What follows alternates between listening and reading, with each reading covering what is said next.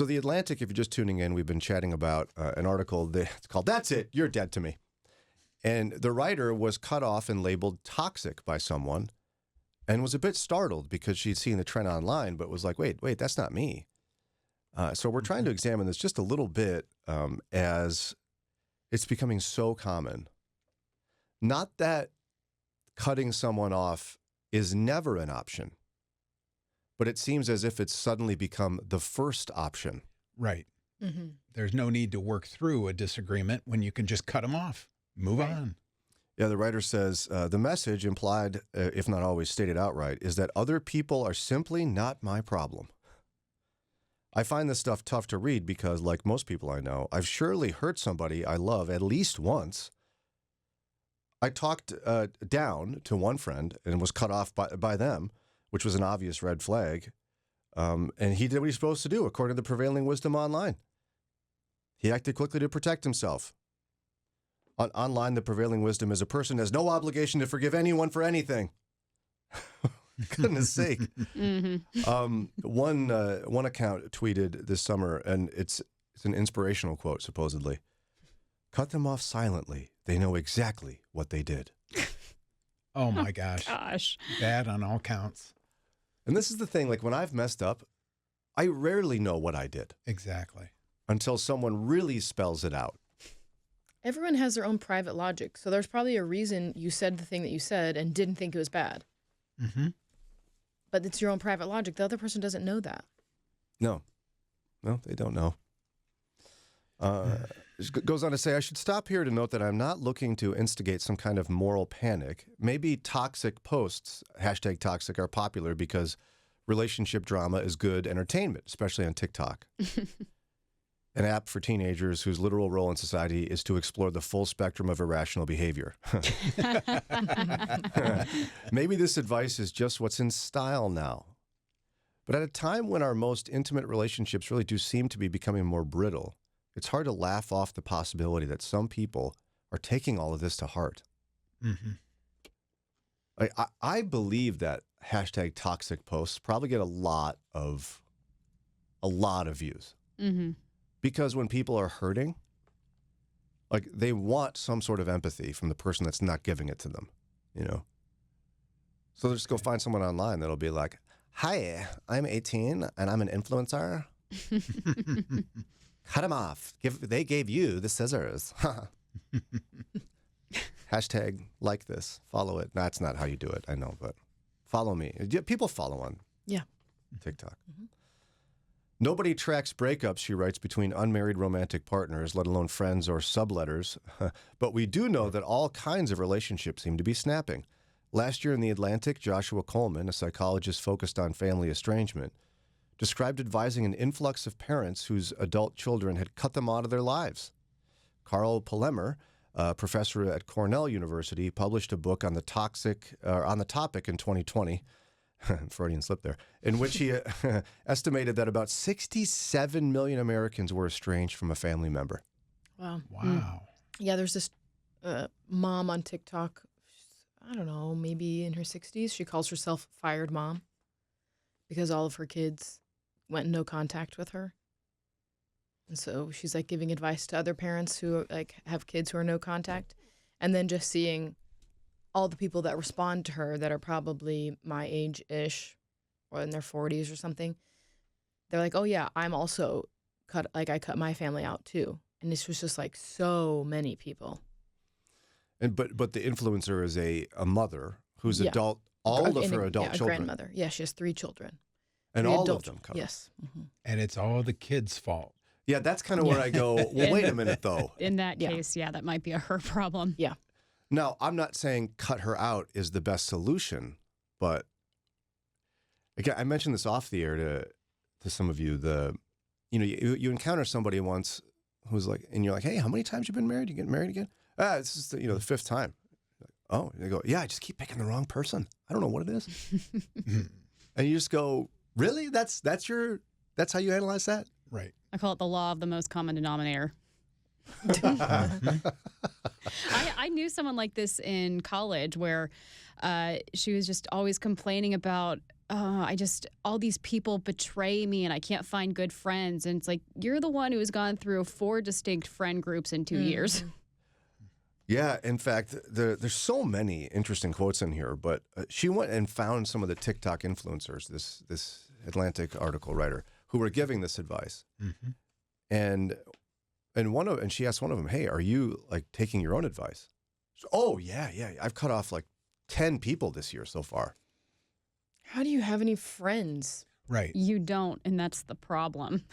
No, that is the problem. I mean, I think we've just forgotten that friendship is supposed to be work. Mm-hmm. This is a problem I see primarily with my generation. We're a somewhat entitled generation, and we've really been shielded from any hardship, and that includes with relationships. So because of places like this online that just allow this kind of thing to explode, and because of how we were raised, we don't think we have to put any work in, and relationships need to serve me, and if it's not completely comfortable all the time, then it has no place in my life.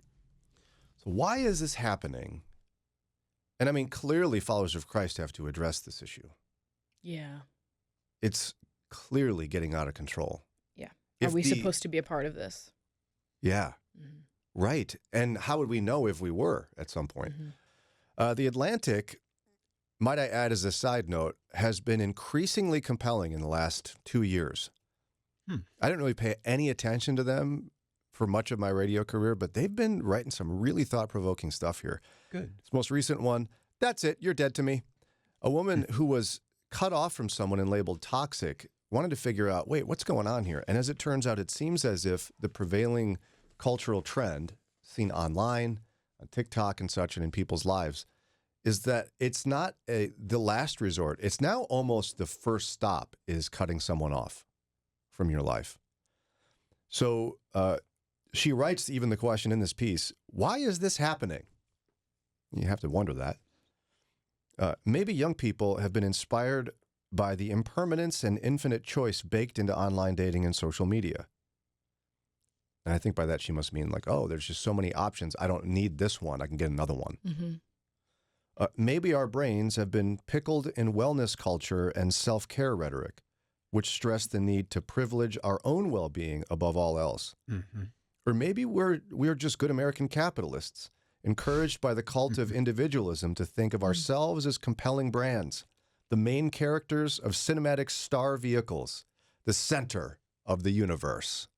Wow. Yeah. We've talked about the main character syndrome. Mm-hmm. Say more about that, because we haven't done that in a while. Yeah, Dari can help me, but it's like you see your life as you're the main character of your own life. And so everything is filters through how you experience it and what's best for you. So like if someone steps on your toe, it's like, oh, they hate me, they are out to get me because there's nothing else going on in their life, or like they just weren't paying attention, maybe they're a little bit clumsy. No, it's all about you and what you're experiencing and what you need. And like you have to win at the end of the movie.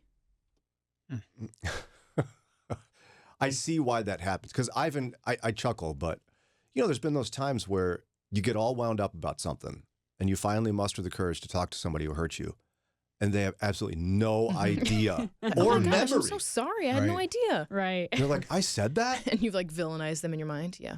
I've had times where I have to say, I have to be honest, I have no memory of saying that, but I believe you that I did. And I'm so very sorry. This is how we work it. And I think you can see, we can't sit here as Christians and say we never see ourselves as the hero of every story, because there's this odd trend. And my pastor here in Broadview Heights, Pastor Doug, he's awesome. He did a whole sermon series on this. It's like, who are you in the story? Because whenever you, this is the trend among Christians, right? Whenever you read a story in the Bible, we identify with the hero. Yeah. Right. Mm-hmm. Like if you read the story of David and Goliath, likely when you read it, you go, yeah, me, I'm David. I would have gone in there and thrown that rock too. No, you're probably the crowd that's scared on the side, cheering. Or when you hear, read stories about the Pharisees interacting with Jesus. You're not Jesus. Please don't say that. You're not one of the disciples. You're probably a Pharisee. So am I. And that's what he did, is he went through all these stories and said, who are you in the story? And he'd be like, you're not that guy. You're not the guy. This is the person you are. That's why the gospel's a thing. You're not the father and the prodigal son. You're probably the brother. The really crabby brother? Yes. But no, we're the prodigal son. Oh, we messed up. But look at us. We made the right call. We He's came welcoming home. me back home. No, you're the jealous brother. So, do you like her analysis of why this is happening? Like, oh, it's almost as if the trend in social media and what it's created, this personal brand phenomena, has created this idea that we are the center of the universe. Yeah, because it's, status updates and all these 500 friends that you never speak to. It doesn't create any sense of there's more than us, or that friendships matter, and that if taken care of, they're going to have troubles, but they can last a lifetime. And you don't really know people. Right. There's no way to care about somebody if you don't actually know them personally and deeply. And then you probably have the same individuals who are cutting people off, self-reporting in surveys that they're feeling desperately alone. Right. Mm-hmm. Because no one really knows them, but they don't know why. Because you feel like people don't want to know them. Yeah. Mm-hmm. As soon as you get close enough to know someone, you're going to have issues. You're going to start butting heads. There's going to be hurt feelings. People are messy. Mm-hmm. Yep. And of course, it should be common knowledge, but just in case, like the expectations of Scripture and the life of a follower of Jesus runs absolutely the opposite direction of this trend. Yes. I mean, without a doubt. So one of my favorite examples of this, Lauren didn't even mean to quote it off the air a few minutes ago, but she did.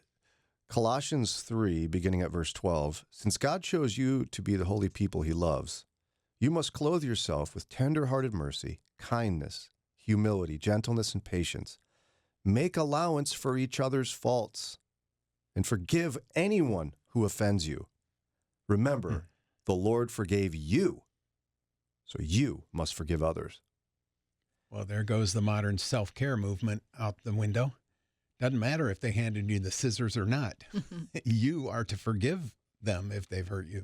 Because the principle of the gospel is that we love others because God loved us. Yeah.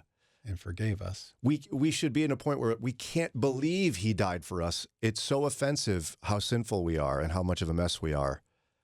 All we could possibly imagine doing is forgiving someone who hurts us because we hurt Jesus. This is how the gospel at its core works. And even this, people get wound up about it, but this is even, as you talk about divorce, Jesus reluctantly makes allowances for divorce. But you can tell his heart is reconciliation. And I've heard Dr. Rydell talk about this. No matter how egregious the offense, if the offender in the marriage is the sinner in the marriage, in that particular incident, is repentant, you ought to reconcile. Yeah.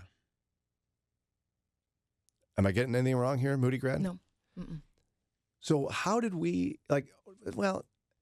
how do we teach this principle to a generation that really isn't getting that message clearly enough? I don't really know. I think so a lot of Gen Zers were helicopter parented. So we're just not used to things that are uncomfortable. We grew up online, so we don't really have this, for lack of a better term, object permanence when it comes to people. So we're really entitled. And I think the infancy of gentle parenting came about when we were growing up, which is we don't have to deal with negative emotions, kind of, was how some brands of gentle parenting are. So we've grown up and we don't have to deal with any of this because it's all about our emotions and our feelings. We've talked before, we might be focusing a little bit too much on all that. Yeah, I actually talked to a psychologist at one point with adult children who said in hindsight, they cared too much about their kids' emotional well-being. And they wish a few times they would have just said yep, sorry about it. Knock it off. You're fine. Yep, we're going to be all right. Let's keep going. Yeah. And in some sense, I think it's always good to hold up a mirror to ourselves, right? The gospel expects us to do so. We must, as older generations, not be doing well forgiving one another and working through issues. We must not be. It has to be modeling is part of this. Right. We've been modeling it poorly. And that's sad. Mm-hmm. We have to show our children and our grandchildren what it looks like to endure through being offended and hurt and forgive. And we must not be doing it. It's tragic. I mean, in our podcast, me and my husband's podcast, Car Seat Questions, I would venture to say every episode, if not every other episode, when we ask a question of like, well, how do you teach that to a kid? The answer is, well, it's caught, not taught. Yeah. Almost always with kids or the next generation below you, it's caught. It's things that they see the generation or their parents above them do. And one of the more uncomfortable parts of that, I think, and people should listen to the Car Seat Questions podcast. It's so good. Get it wherever you get your podcasts or moodyradio.org/Cleveland. I think a lot of my parents' generation and above, they never had conflicts in front of their children. Yeah. They thought it was better to protect their emotional well-being and go behind a closed door and have an argument. Mm-hmm. Now, I'm not saying Sarah and I have never done that, but we've at least tried to make an effort to not only allow arguments to happen in front of the children sometimes, but also show them that we worked it out. Yeah. And that you come out of it and you're still happy and you're still married and you still love each other. Yeah. Mm-hmm. It's something to think about. I think if someone's looking for a place to park in Scripture, you haven't been somewhere in a while, or maybe you're struggling in your relationships, Colossians 3 is a place to go and spend some time contemplating, because we cannot allow this trend to leak into the church. Mm-hmm. Again, this isn't the conversation we're having today. I think there are times when the best thing you can do is, at least for a season, cut off contact with someone, but that ought to be the very last resort. You've tried everything else. Everything else. Mm-hmm. And even once you've tried everything else, you've checked with some other people to see if there possibly could be another thing to try. Mm-hmm.